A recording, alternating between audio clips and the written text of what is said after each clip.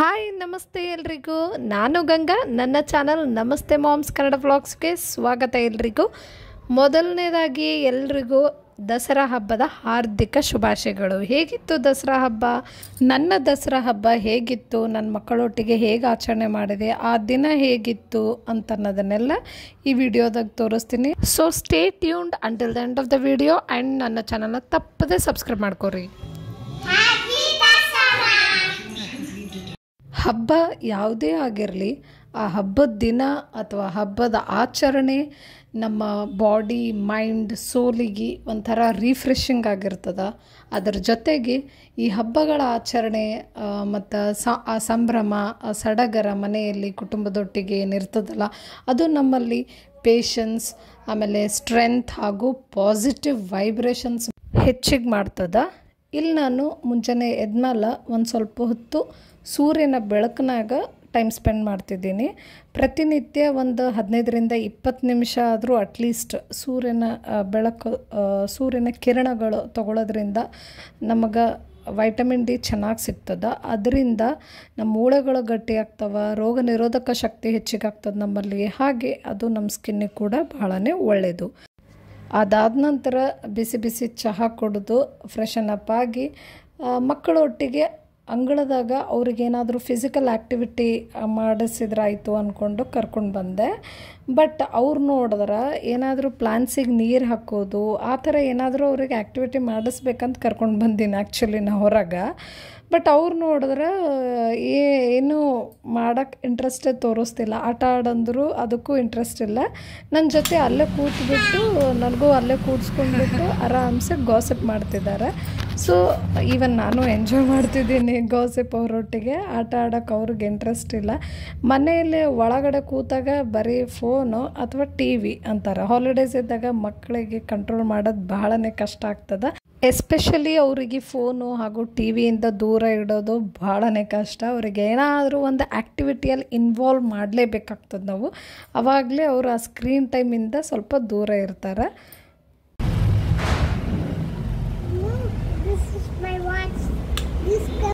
ನಾನು ಆ್ಯಕ್ಚುಲಿ ಏನಾದರೂ ಒಂದು ಹ್ಯಾಕ್ಸ್ ಹುಡುಕ್ತಾನೆ ಇರ್ತೀನಿ. ಸ್ಕ್ರೀನ್ ಟೈಮ್ ಅವ್ರದ್ದು ರೆಡ್ಯೂಸ್ ಮಾಡಬೇಕಂತ ಬೇರೆ ಏನಾದರೂ ಆ್ಯಕ್ಟಿವಿಟಿನ ಪ್ಲ್ಯಾನ್ ಮಾಡಿ ಅವರಿಂದ ಮಾಡಿಸ್ತಿರ್ತೀನಿ.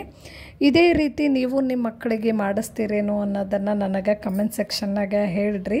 ನಿಮ್ಮ ಮಕ್ಕಳಿಗೆ ಯಾವ ಥರ ಸ್ಕ್ರೀನ್ ಟೈಮ್ ಬಿಡ್ಸೋಕ್ಕೆ ನೀವು ಮಾಡ್ತೀರಿ ಅಂತ ಅನ್ನೋದನ್ನು.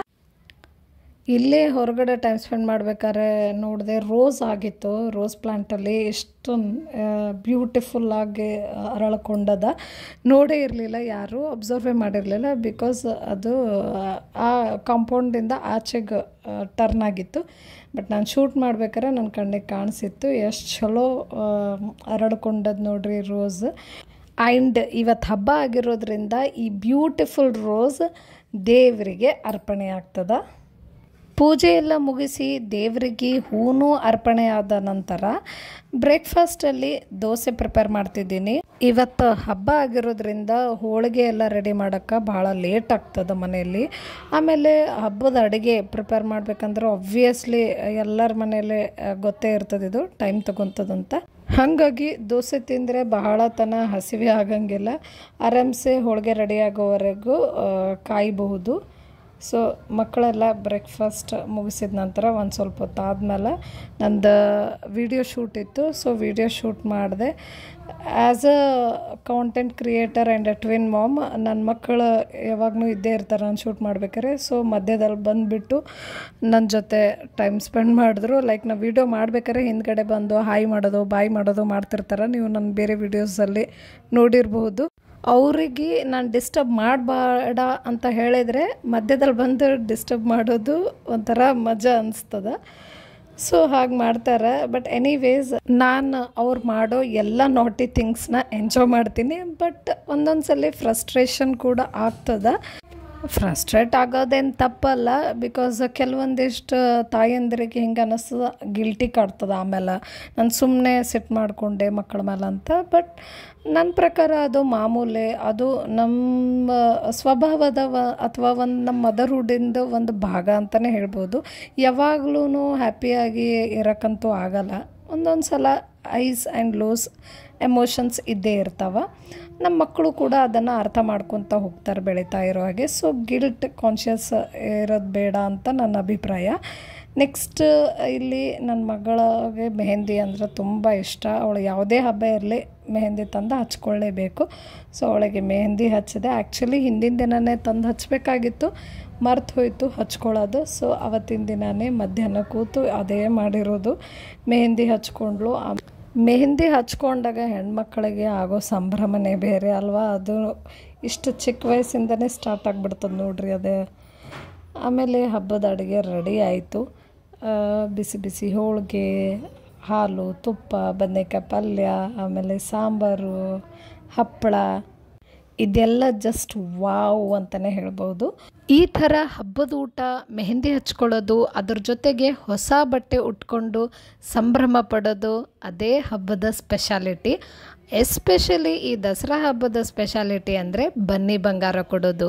ನಮ್ಮ ಹಿತೈಷಿಗಳಿಗೆ, ಸಂಬಂಧಿಕರಿಗೆ, ಸ್ನೇಹಿತರಿಗೆ ಬಂಗಾರ ಕೊಟ್ಟು ಬಂಗಾರದಂಗೆ ಮಾತನಾಡೋಣ, ಬಂಗಾರದಂಗೆ ಇರೋಣ ಅಂತ ವಿಶ್ ಮಾಡ್ತೀವಲ್ಲ, ಅದೇ ಈ ದಸರಾ ಹಬ್ಬದ ಸ್ಪೆಷಾಲಿಟಿ. ನನ್ನ ಮಕ್ಕಳಂತೂ ಹಬ್ಬಕ್ಕಂತ ಹೊಸ ಬಟ್ಟೆ ತೊಗೊಂಡಿರ್ತೀವಲ್ಲ, ಹಬ್ಬದ ದಿನವರೆಗೂ ವೇಟ್ ಮಾಡೋಕ್ಕೆ ಅವರಿಂದಂತೂ ಆಗೋದೇ ಇಲ್ಲ. ಯಾವಾಗ ಹಬ್ಬ ಬರ್ತದೆ, ಯಾವಾಗ ಹೊಸ ಬಟ್ಟೆ ಹಾಕ್ಕೋಬೇಕಂತ ಪ್ರತಿದಿನ ಕೇಳ್ತಾನೇ ಇರ್ತಾರೆ. ಹಾಗಾಗಿ ಬಟ್ಟೆ ಬೇಗ ತೊಗೊಂಡು ಇಟ್ಕೊಳ್ಳೇಬಾರ್ದು ಅನ್ನಿಸ್ತದೆ. ತೊಗೊಂಡ್ರೆ ಹಬ್ಬ ನಾಳೆನಾ, ನಾಡಿದ್ದ, ಇವತ್ತೇ ಹಾಕೋತೀನಿ ಅಂತೆಲ್ಲ ಸ್ಟಾರ್ಟ್ ಆಗಿಬಿಡ್ತಾವೆ. ಸೊ ನಾನು ಅವರಿಗೆಲ್ಲ ಹೊಸ ಬಟ್ಟೆ ಹಾಕ್ಕೊಂಡು ರೆಡಿ ಮಾಡಿದೆ. ಅವ್ರದ್ದು ಖುಷಿ ನೋಡಬೇಕಾಗಿತ್ತು ನೀವು. ಬಿಕಾಸ್ ಹೊಸ ಬಟ್ಟೆ ಹಾಕೋ ಸಲುವಾಗಿ ವೇಟ್ ಮಾಡ್ತಿದ್ರಲ್ಲ. ಸೊ ಫೈನಲಿ ಹೊಸ ಬಟ್ಟೆ ಹಾಕ್ಕೊಂಡ್ವಲ್ಲ ಅಂತ ಅವ್ರಿಗೆ ಅದೇ ಒಂದು ದೊಡ್ಡ ಖುಷಿ. ಅವರಿಗೆಲ್ಲ ರೆಡಿ ಮಾಡಿಬಿಟ್ಟು ನಾನು ಕೂಡ ರೇಷ್ಮೆ ಸೀರೆ ಹಾಕ್ಕೊಂಡು ಚೆನ್ನಾಗಿ ರೆಡಿ ಆದೆ. ನಮ್ಮ ಹೆಣ್ಮಕ್ಳಿಗೆ ಹೊಸ ಸೀರೆ ತೊಗೊಳಕ್ಕೆ ರೆಡಿ ಆಗಕ್ಕೆ ಈ ಹಬ್ಬಗಳ ನೆಪ ಮಾತ್ರ. ಏನಂತೀರ, ಕರೆಕ್ಟ್ ಅಲ್ವಾ ನಾ ಹೇಳಿರೋದು? ದಸರಾ ಹಬ್ಬ ಎಂದರೆ ಅಸತ್ಯದ ಮೇಲೆ, ಅಧರ್ಮದ ಮೇಲೆ ಸತ್ಯದ, ಧರ್ಮದ ಜಯ. ಅಂದರೆ ಕೆಟ್ಟದನ್ನು ಹೋಗಲಾಡಿಸಿ, ಕೆಟ್ಟದನ್ನು ಸೋಲಿಸಿ ಒಳ್ಳೆಯದು ಜಯಶಾಲಿ ಆಗ್ತದಲ್ಲ, ಅದರ ಸೂಚಕವಾಗಿ ಆಚರಣೆ ಮಾಡುವಂಥದ್ದು ಹಬ್ಬನೇ ಈ ದಸರಾ ಹಬ್ಬ. ಇದೇ ರೀತಿಯಾಗಿ ನಮ್ಮ ಜೀವನದಲ್ಲೂ ಕೂಡ ಎಂಥದ್ದೇ ಕಷ್ಟಗಳು ಬರಲಿ, ನಾವು ಒಳ್ಳೆ ದಾರಿಯಲ್ಲಿ ನಡೆದಾಗ ನಮಗೆ ಜಯ ಖಂಡಿತವಾಗ್ಲೂ ಇರ್ತದ. ಅದೇ ಕೆಟ್ಟ ದಾರಿಯಲ್ಲಿ ನಡೆದಾಗ ಸೋಲು ಖಚಿತವಾಗಿರೋದು. ಒಳ್ಳೆಯದಕ್ಕೆ ಯಾವತ್ತಿದ್ರೂ ಜಯ ಇದ್ದೇ ಇರ್ತದ ಅನ್ನೋದನ್ನು ನಮಗೆ ನೆನಪಿಸ್ಕೊಳ್ಳೋಕ್ಕೆ ಈ ಹಬ್ಬದ ಆಚರಣೆ ಇದ್ದಿರ್ತದೆ ಅನ್ನಿಸ್ತದ.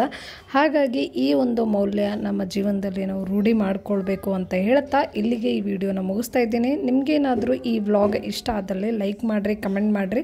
ಹಾಗೆ ಮುಂದಿನ ವಿಡಿಯೋದಲ್ಲಿ ಮೀಟ್ ಆಗ್ತೀನಿ. ಅಲ್ಲಿವರೆಗೂ ಬಾಯ್, ಟೇಕ್ ಕೇರ್.